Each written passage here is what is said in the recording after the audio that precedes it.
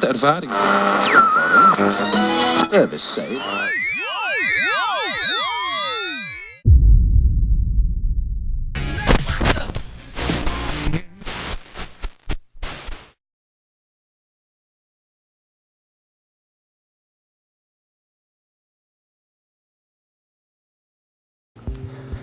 I think that the college is unbelievably fortunate in the selection of this person to be the new dean.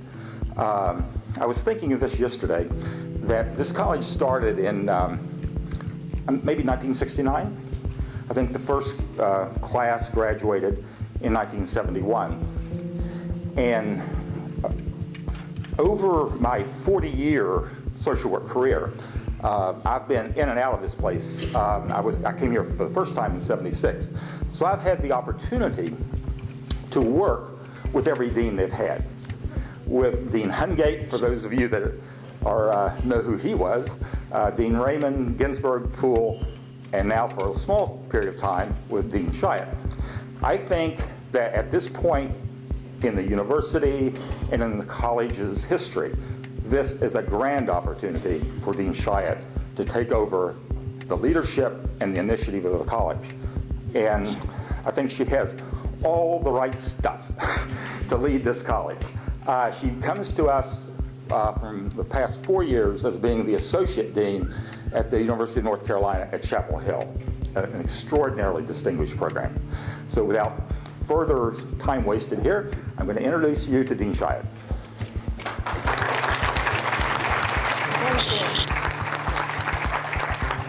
Wow, I didn't even pay him to say all that nice stuff. Thank you, Jim, very much. Good morning. I am so pleased to be here to welcome you today. I'm pleased to be in Columbia, which I've only been in since July 18th. I'm pleased to be here at the college, and I'm especially pleased to be here with the field instructors at the field meeting. This is day 5 on the job for me. And yeah, I'm the newest person in the room, I'll bet. And this is my first big meeting, and I'm really pleased, and I think it's exactly right that my first meeting be with the field instructors.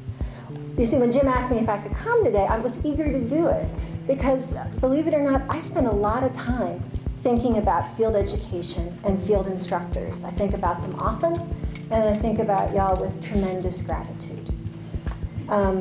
You've probably heard about 1 billion times that the Council on Social Work Education has determined that field education is the signature pedagogy of the profession.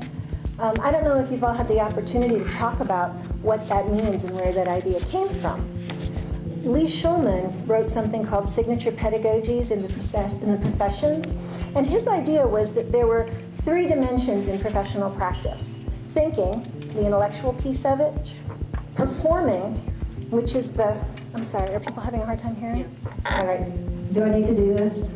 Is that better? Okay, I gotta do the, try not to get my lipstick on the mic thing. All right, so Lee Schulman is the person who developed the idea of signature pedagogy. And it's based on 3 ideas. The idea that pedagogy has thinking, giving concepts, performing, the technical aspects or the skills, and acting with integrity, the moral aspects of a profession, their values, their ethics. So how a profession goes about teaching those 3 pieces, those 3 dimensions, that's what makes it the signature pedagogy. So clearly in social work, the signature pedagogy is field education. It's you. But more simply, in the classroom, we teach knowledge, theory, we can simulate some practice, but the process of integration, the process of becoming a social worker, starts in the field, under your guidance. The experience students have with you, the coaching, the mentoring you provide, bring the abstract of what gets offered in the classroom to life and make the profession a reality. You know, as one former student of mine put it very simply, thank God for field. It's what made me a social worker.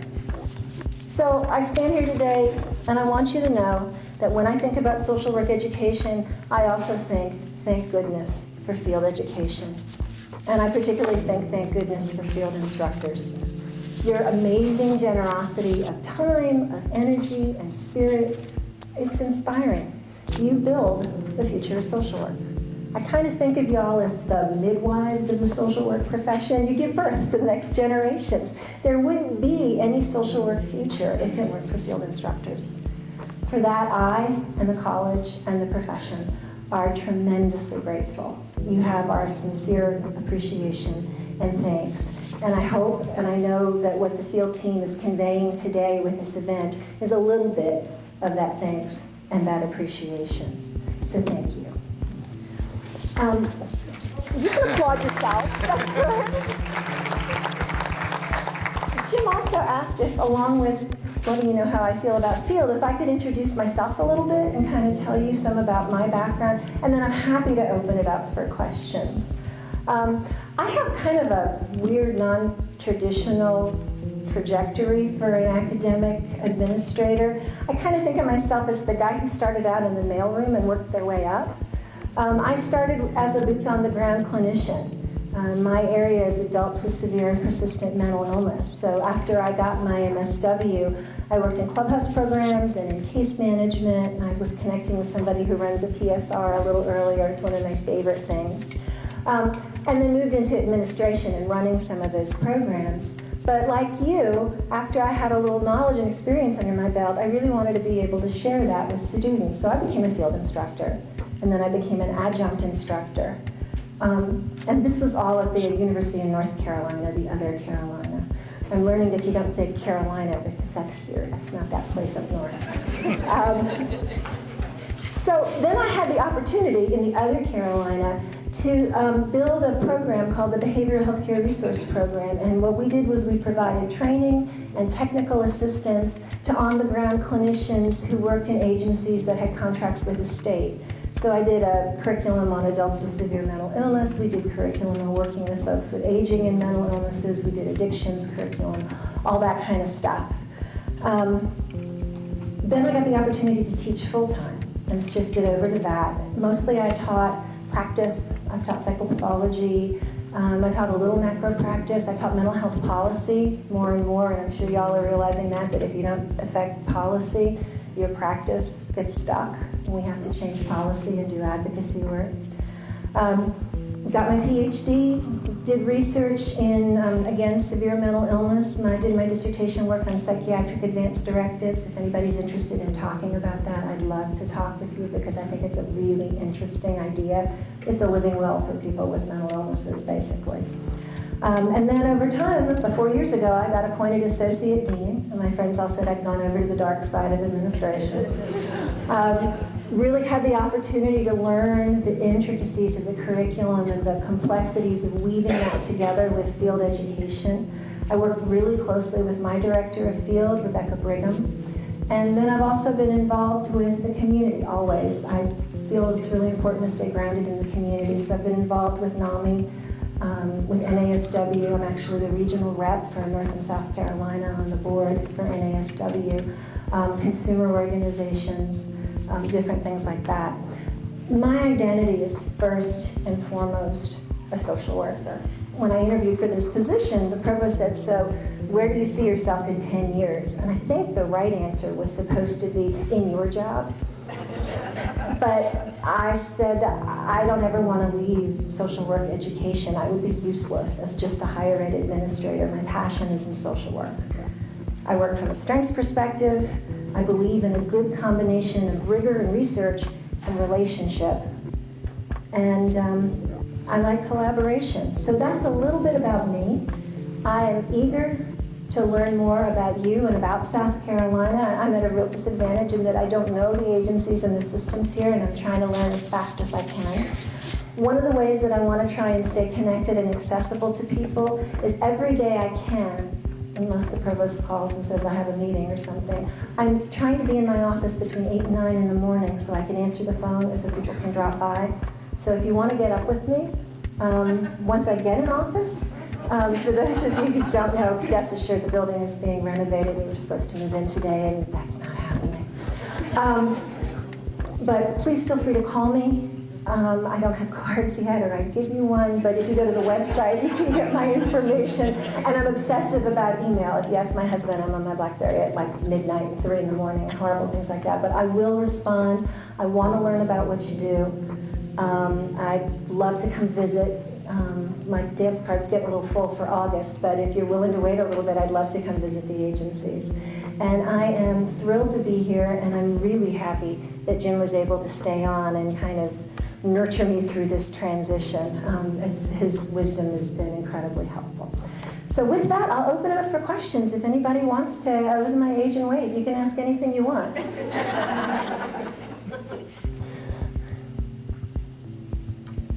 have a question. What do you find your 3 goals for field placement improvement? For field placement improvement. Okay. I guess I can't untangle that from sort of bigger field education improvement.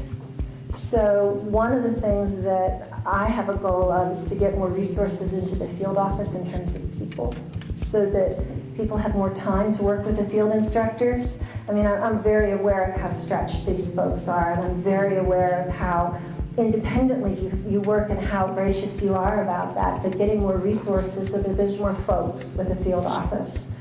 I have a goal of working to ensure that we provide you the highest caliber student possible to put in your agencies, so that okay, that was a good one. And we need your help with that, because along with being field instructors, you can be recruiters. And as you know, stellar people that ought to be coming to our school, let us know. Talk them up and send them our way. But that would be another one. And then I would like to think about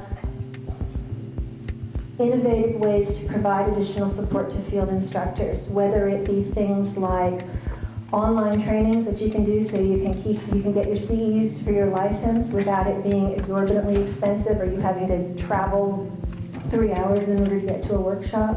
I think, in fact, Jim, don't you have a little survey in the It's folder? in the packet. We're going to talk about that. Okay, we'll talk about that later. I don't want to steal the thunder there. But I would like to see ways that what happens at the college in terms of research in the classroom can be more closely woven and connected with the field, both for the students but for y'all as well. And we're supposed to be a resource for the whole state. So off the top of my head, those are 3. Thank you. Thank you. Good. Other questions? I heard you were a rowdy bunch. You're being easy on me, right? I think they like you. Oh, well, that's good. Oh, thank you. If there aren't any other questions, I'll pass it back this way, but I will be around at lunch, and I'll try and mill around a bit if you think of things later on. And really, I do want to hear from you. I do want to be in touch. And thank you again for everything you do. You are vital to the college. Thanks a lot.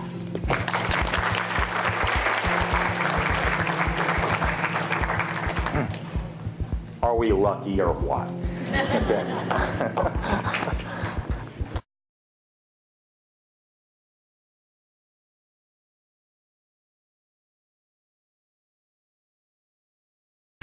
This has been a College of Social Work video production.